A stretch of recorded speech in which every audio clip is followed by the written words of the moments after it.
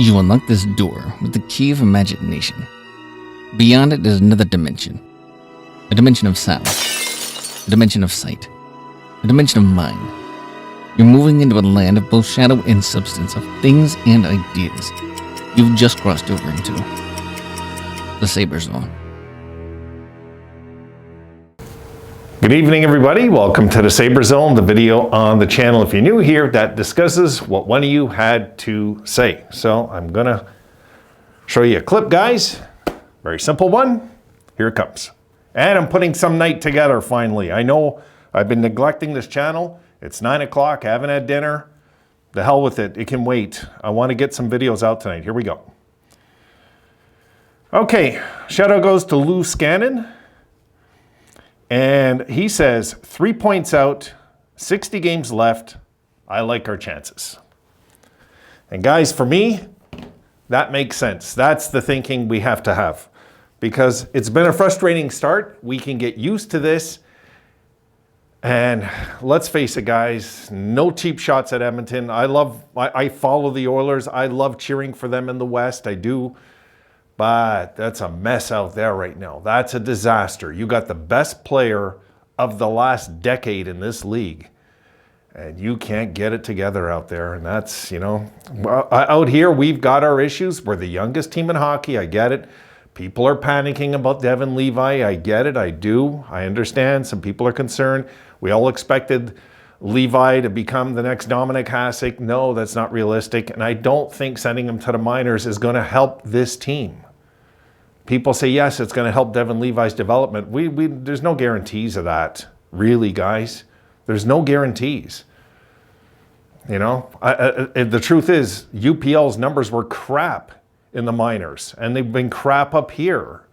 So, you know what I mean? Pro hockey's pro hockey. Yes, of course the NHL's better. I just don't see how that's the answer to our problems. Going and getting a veteran goalie is the answer to our problems.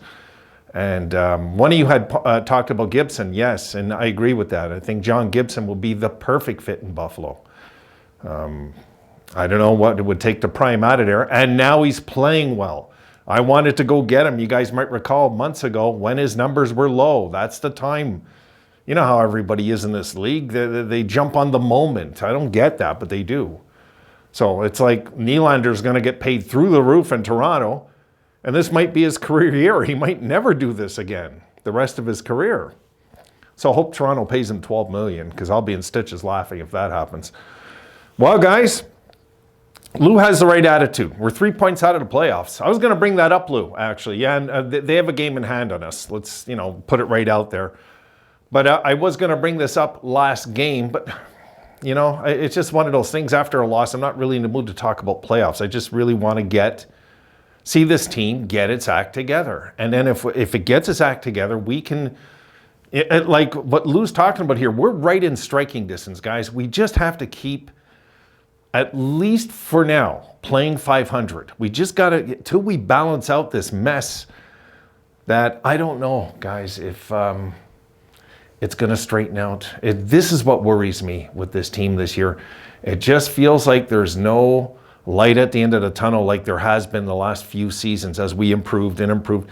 This time around, it feels like we're going through the fog. It just does. And I'm not one to be negative. You guys know that. No, I won't be negative. I won't say we won't make it, and I think Lou's attitude is perfect. This is the way we have to be thinking right now. Lou, if this turns into 13 points, then we got a mess, But right now, we're in striking distance. We're right there. But I don't want to be just right there. I want to get, I was hoping by December, January that the whole league would know we're a playoff team by that point. This is what I was hoping for, and this is not what's happened. Let me just grab a quick look, guys. I just want to go over the league really quickly.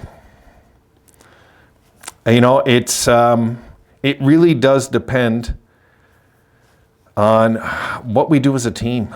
What are we going to do as a team? Are we like this soft thing, guys? It's still lingering.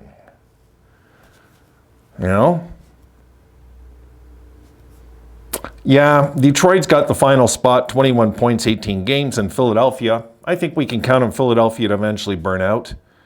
The Islanders are kind of old. Pittsburgh, I wouldn't write off, even though they're old. I wouldn't write off the Penguins. There's too many Hall of Famers. And then come the Sabres. And New Jersey is a big disappointment this year.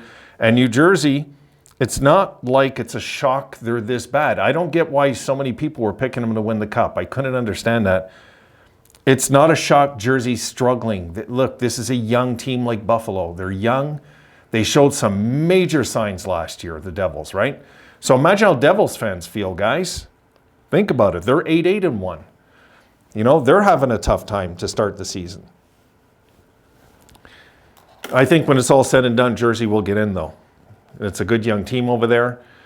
And they showed in the playoffs, they weren't a fluke making it when the way they took out the Rangers. So I think that the Devils, when it's all said and done, will get in. Pittsburgh, I don't know. It's hard to tell with older teams, folks. But if you look at the teams in front of us, I think we'll catch Detroit. You know? Toronto, I'm not sold on, guys, of being a playoff team. I know that sounds crazy, and I know they're winning right now, 4 in a row, but I am not convinced the Maple Leafs. I'm convinced that they're the benefactors of William Nylander right now. Really.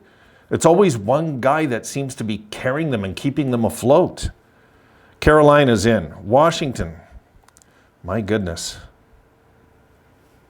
I don't know. They look good so far, eh? 5 wins in a row, 10-4. Lord. I think Tampa could fall out. Because their cap is a disaster now. It is. They're officially a mess financially. Guys, we're not going to know much till we win 5 or 6 games in a row. You know, this is the thing. And Lou, I think you'll agree with that. I think we need to get a winning streak. Once we get a winning streak together, then we can talk about playoffs again. But till then, guys, if we can't win 3 in a row, we're not getting in. I mean, you know, the teams that get in are benefactors of winning streaks throughout the season. You got to get some winning streaks going or forget it anyway. You can't win 2, lose 1, win 2, lose 1, lose 2, win 1. And like, you can't have that kind of season and get in, because we're just going to float around 500 all year. And it is, I'll say it again, it is the most frustrating seasons are 500 seasons. They drive me nuts. Because it does no good for your franchise whatsoever. It does nothing. You don't get in the playoffs and you don't get a good draft pick. It's aggravating as hell, you know? I mean, there's always the lottery. Must we go there, you know? Really, must we go there? I don't want to have to go there. I think the boys got to figure out a way to get a winning streak together. And there's a lot of guys that are getting paid now that... I don't know. You know, I don't think Tage is just going to become average and Dylan's going to become average. I don't believe that, no. But the timing of them not having good seasons all at the same time, even Tuck kind of looks average. You know, it's not good. It's really not good. So we need our big guns going to get this season going. And we need them all in sync, guys. We need everybody in sync and ready to win. I don't feel that's happening in that dressing room. And guys, it's going to come right back to captaincy and coaching, okay? We might have the wrong leaders in place, in my opinion. To me, that's obvious. It's deadly obvious at this point. Darlene is the face of this team. I was wrong. I thought Tuck should have been the captain. No, Darlene. Darlene's the leader. There's no doubt. You know, him or Tage, the way Tage was putting this team on his back at one time, guys, was ridiculous. But the truth is, he's not the face of the team like Darlene. Darlene's the face of this team, and I love how Darlene hates to lose. And I'd have no problem with Tuck getting the A, Darlene getting the C, and Dylan getting the other A. Really, you know, sooner or later, your core has to be your identity, not your washed up players who say the proper things. Off ice. What about on ice? Okposo does not have a goal, and people say, well, he's here for leadership. Well, then why is he on the power play? For leadership or to score? Which one is it?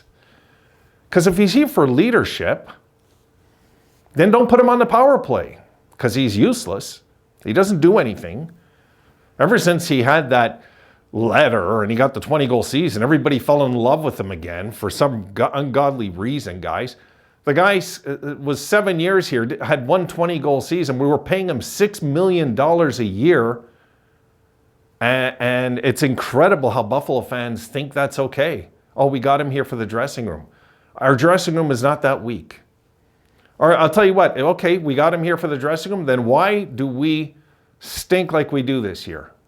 Tell me that, guys.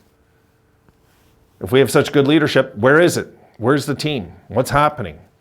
I don't see Okposo yelling at the guys on the bench. I don't see him pumping up the team on the bench. I see him going out there slow as cold molasses on the ice and then coming off. And once in a while, he'll try hard against the opposition, but that's a thing called hockey. It's not leadership. That's hockey. I did that when I played. No, that's not leadership. Leadership is not carrying that guy next to you as your friend, and you're going to tell him right in his face that this is unacceptable the way we're playing tonight. This is ridiculous. Like, say something to the team. The only guy I see that has the guts to really show he's angry when he's losing, really, is Dahlin. Dahlin's the one that shows his emotions. When we're losing, you can tell when Dahlin is losing because he's angry as hell. He hates to lose. And I love that about Dahlin. So, all right, guys, I'm leaving it there. I'm starting to rant. We're going to kill the video there. Lou, I agree everything what you're saying here. We just got to get a winning streak together for this prophecy of yours to become true. See you in the next one, guys. Be sure to like, subscribe, and hit the notification bell to ensure Dimension access.